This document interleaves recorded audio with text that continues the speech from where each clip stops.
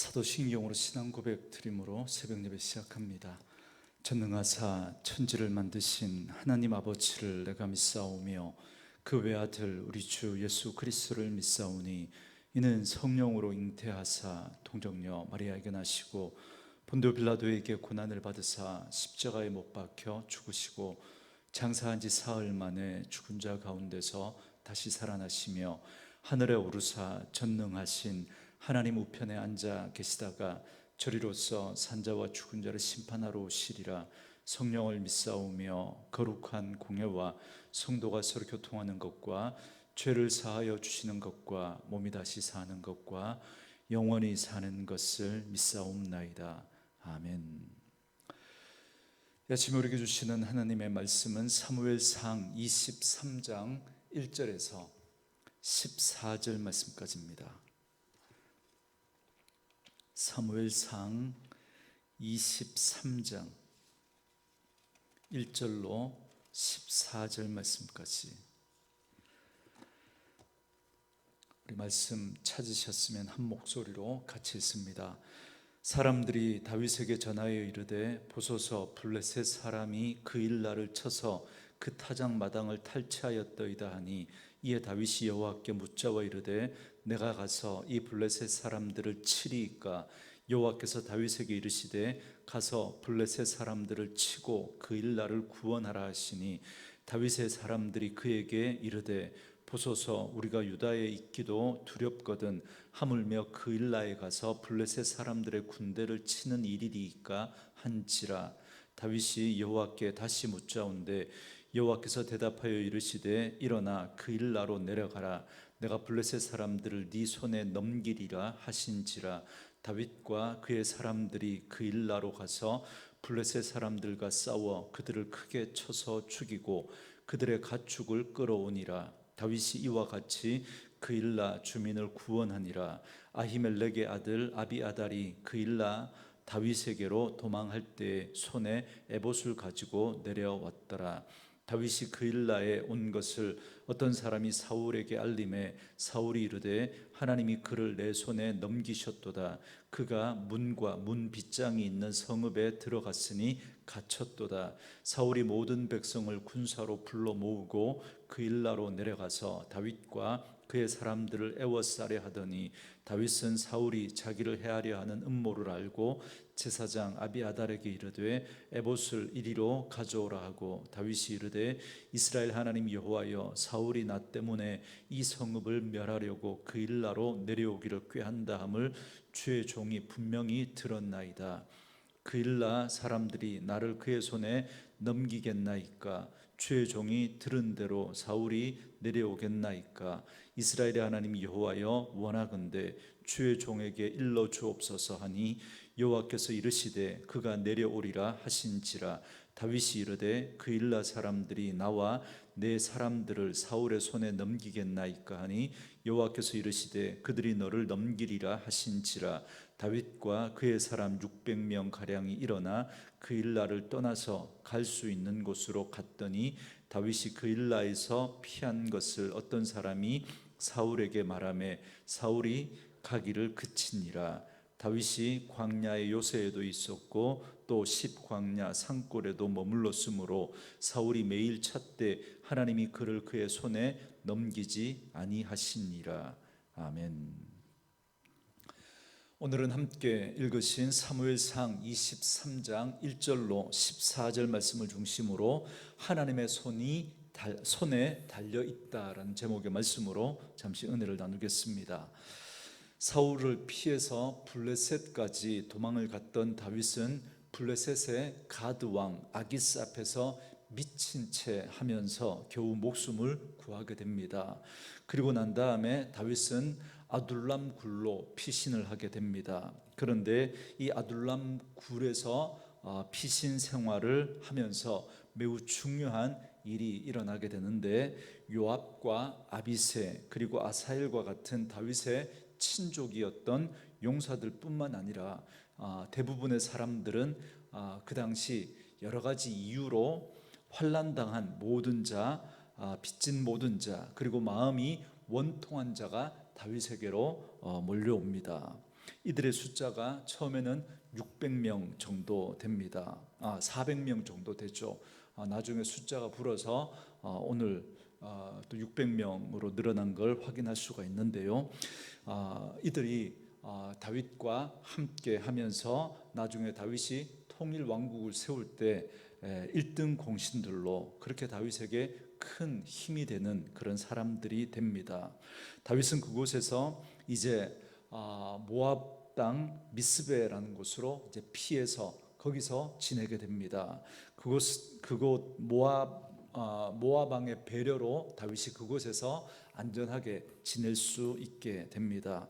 어찌 보면 이 모압은 다윗에게 있어서 일종의 외가와도 같은 곳이라고 할 수 있겠습니다. 여러분 잘 아시는 것처럼 다윗의 증조 할머니가 바로 모압 여인 룻이기 때문에 그렇습니다. 그래서 다윗은 아버지 어머니와 함께 모압에서 안심하고 잠시나마 편하게 지낼 수 있게 됩니다.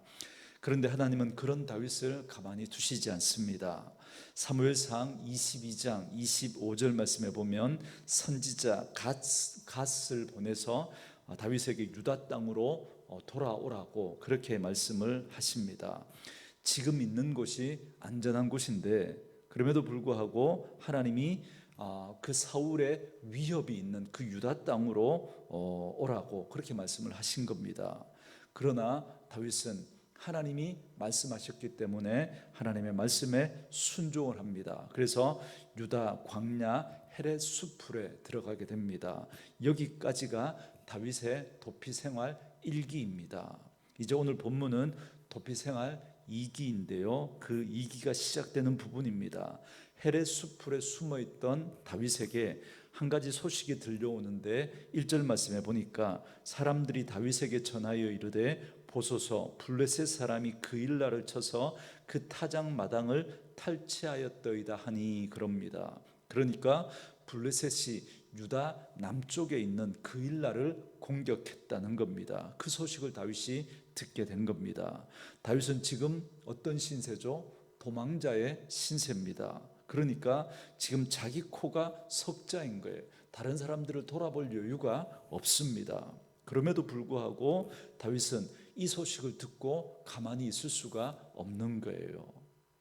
일종의 부담감 같은 걸 느낀 겁니다. 자기의 민족이 고통당하는 그 모습을, 그 소식을 듣고는 마음에 안타까움 그리고 괴로움이 있었던 거죠. 그래서 다윗은 하나님께 기도하여 묻습니다. 2절 말씀에 이에 다윗이 여호와께 묻자와 이르되 내가 가서 이 블레셋 사람들을 치리이까 여호와께서 다윗에게 이르시되 가서 블레셋 사람들을 치고 그 일날을 구원하라 하시니 그럽니다.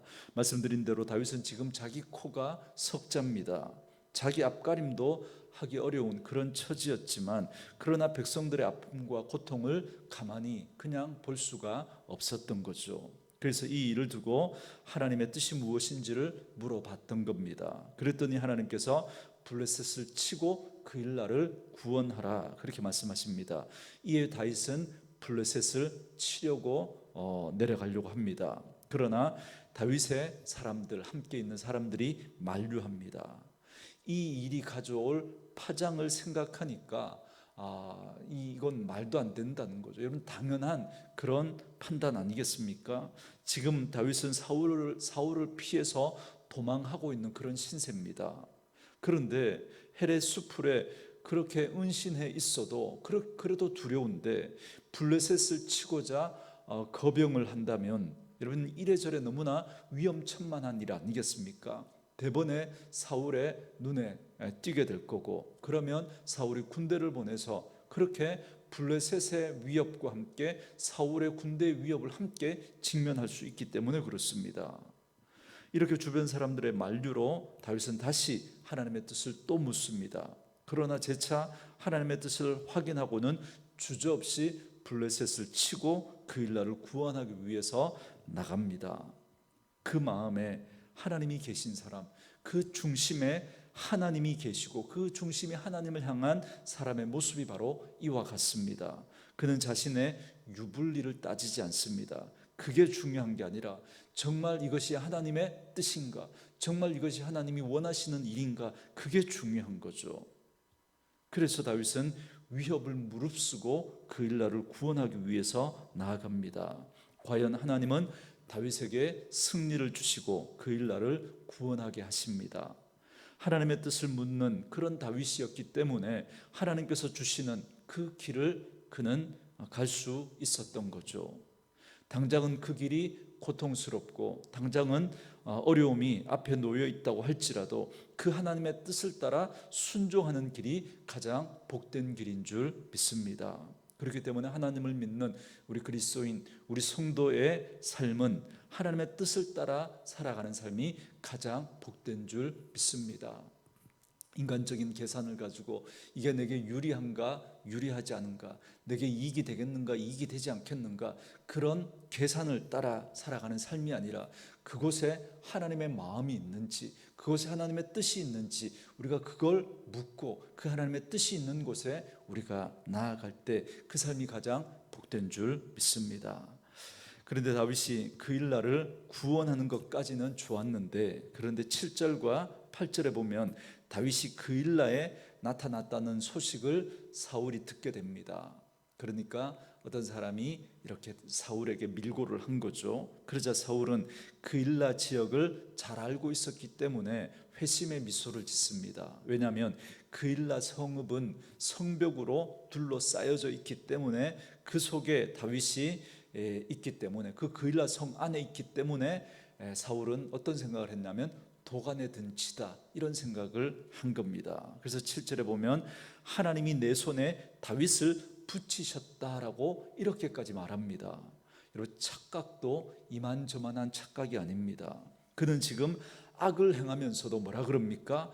하나님이 도와주셨다 그럽니다. 참으로 어처구니 없는 일이 아닐 수 없습니다. 그런데 사실 이게 여러분 죄인의 속성입니다. 여러분, 죄의 특징을 제가 거듭 말씀드리죠. 죄의 가장 큰 특징은 지독한 자기중심주의, 이기주의입니다. 그렇기 때문에 사울은 이렇게 자기 멋대로 생각하고 자기 생각과 욕심에다가 하나님을 끌어다가 그렇게 자기 이용하는 거죠. 그래서 자기의 명분을 삼고 자기가 마치 하나님의 뜻인 것처럼 그렇게 포장을 하는 겁니다. 이런 사울과 달리 다윗은 어떻습니까? 사울이 그일라로 다윗을 잡기 위해 온다는 소식을 듣고는 다윗은 11절과 12절 말씀에 보면 사울의 소식을 듣고 하나님께 다시 묻습니다. 그리고 다윗은 그일라 사람들을 블레셋의 손에 구출해 내었기 때문에, 그렇다면 그들을 향한 인간적인 어떤 일말의 어떤 기대 같은 게 있지 않겠습니까? 아무리 그래도 그렇지 자기들을 구원해 줬는데 어떻게 그들이 나를 사울에게 넘길 리가 있겠냐, 그렇게 충분히 그렇게 생각할 만합니다. 그런데 다윗은 지금 그일라 사람들이 자신을 사울에게 넘길 것인지 안 넘길 것인지 그걸 묻고 있는 겁니다. 이 모습을 보면 다윗은 그런 인간적인 기대를 전혀 하지 않고 있다라는 걸 알 수가 있습니다. 만약에 다윗이 그렇게 하나님 앞에 기도하지 않았다면 내가 이 그일라 사람들을 블레셋의 손에서 구원해 줬는데, 구출해 줬는데 이 사람들이 나를 다윗에게 사울에게 밀고 하고 나를 사울에게 그렇게 넘겨주지는 않을 거다, 그런 마음 있지 않았겠습니까? 그러나 다윗은 그런 기대를 하지 않습니다. 절대 사람 의지하지 않는 거죠. 그리고는 하나님 앞에 묻습니다.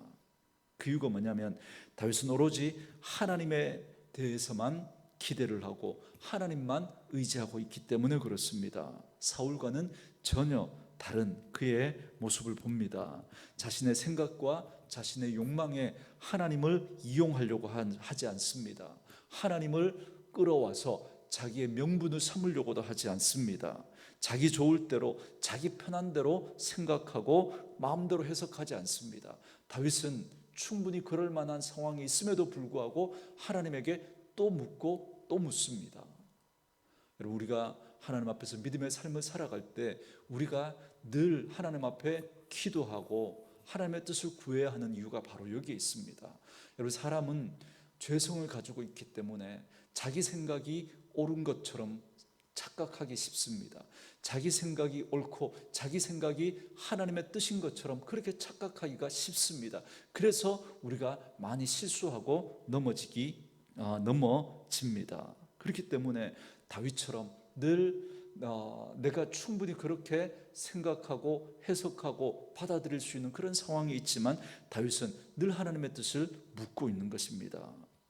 저는 저와 여러분들이 다윗처럼 늘 하나님 앞에서 나를 부인하고 그 하나님의 뜻에 우리의 생각과 우리의 마음을 맞추어 갈 수 있는 분들 될 수 있기를 주의 이름으로 축원합니다.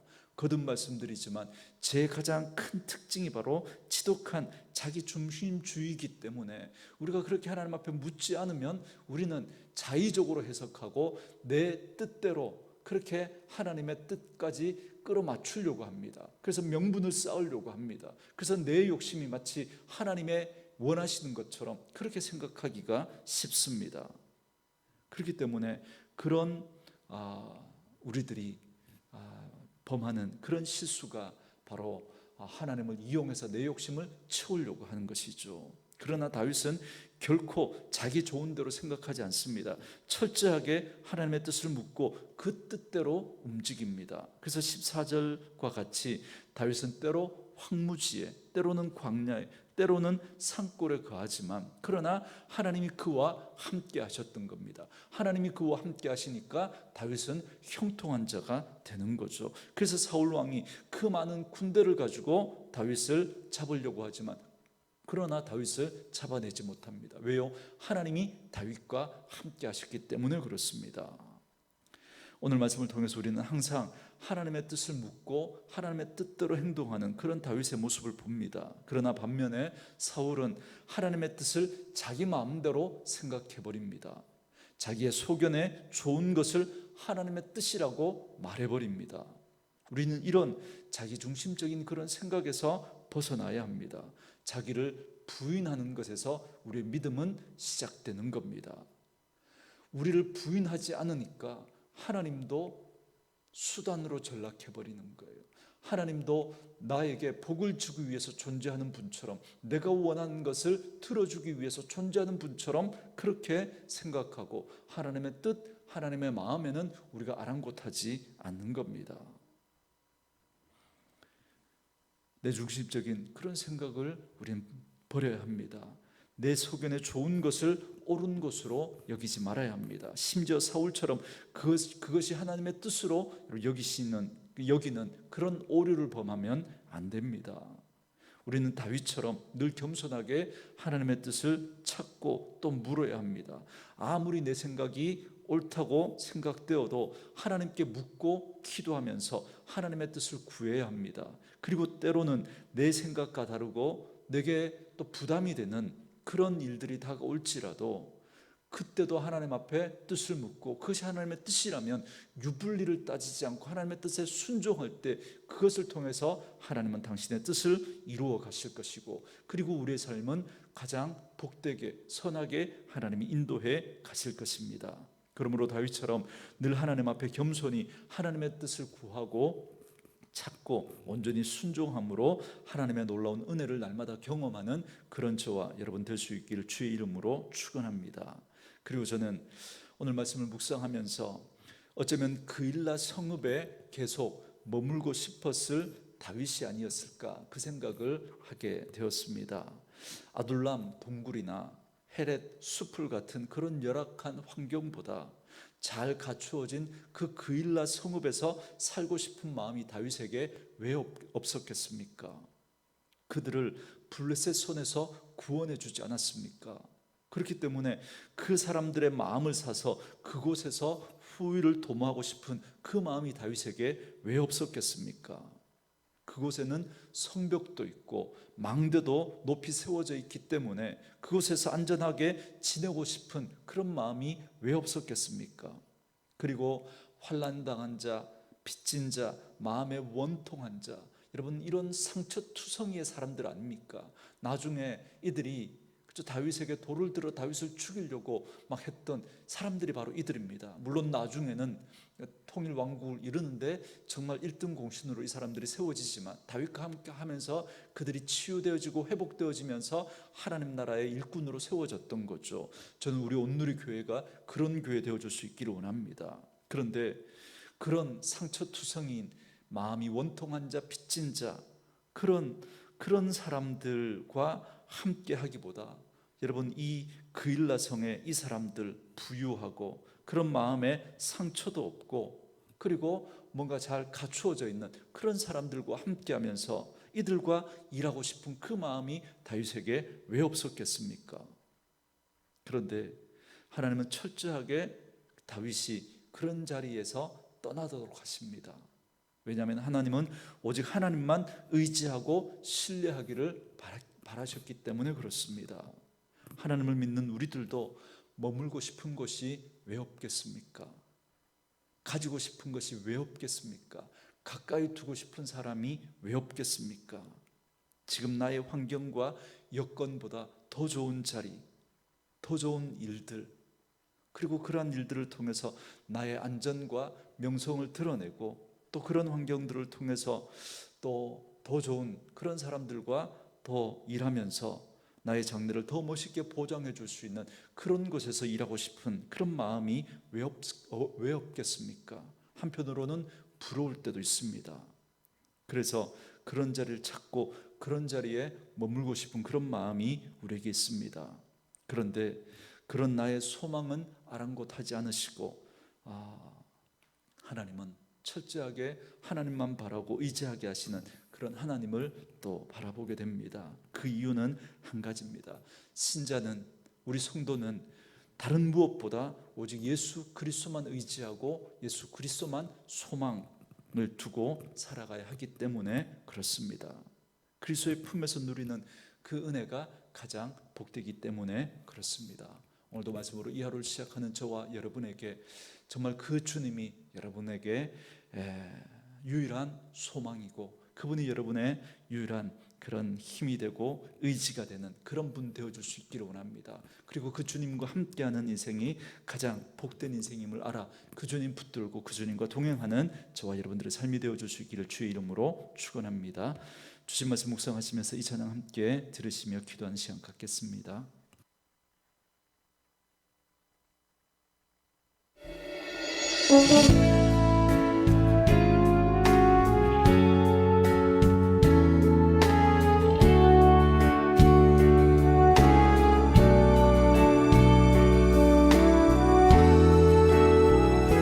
나의 힘이 되시며